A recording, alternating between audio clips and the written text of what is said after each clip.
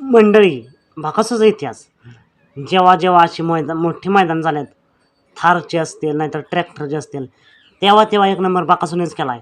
होय मंडळी, थारवरती नाव कोरले बाकासूरचं. आणि ही थारसुद्धा बाकासूरच निघणार यात काय वादच नाही. तसा पायरासुद्धा आहे. मंडळी, मुंबई बैलगाडा क्षेत्रात मुंबईचं नाव ऐकलं की सर्वांच्या समोर येते ती म्हणजे बिनजोड. बिनजोड बिनजोड आणि फक्त बिनजोड.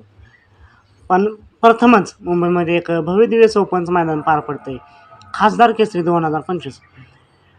हे भव्यदिव्य मैदान आणि मोठं मैदान यासाठी की या मैदानात प्रथम क्रमांकाला असणार आहे थार गाडी. आणि त्यांची अट आहे 1000 गाड्या नोंद झाल्या तरच थार भेटेल.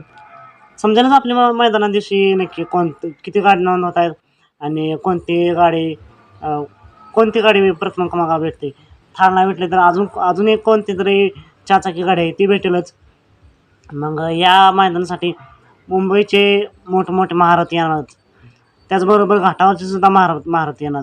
असंच आपल्या सर्वांचा लाडका दशमेंद्र केसरी, रुस्तमेंद्र केसरी बाकासूर सुद्धा दाखल होणार आहे. मग बाकासूर जाणार, एवढं मोठं टॉपचं मैदान म्हणल्यावर बाकासूरचा पायरा कोणता.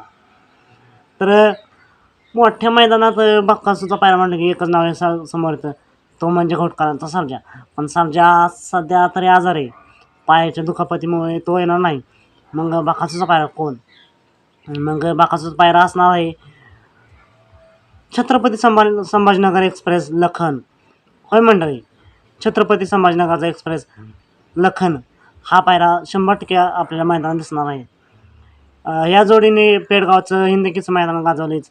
त्यानंतर मुळशी केसरी या मैदानात सुद्धा एक नंबरचं मानकर आहे.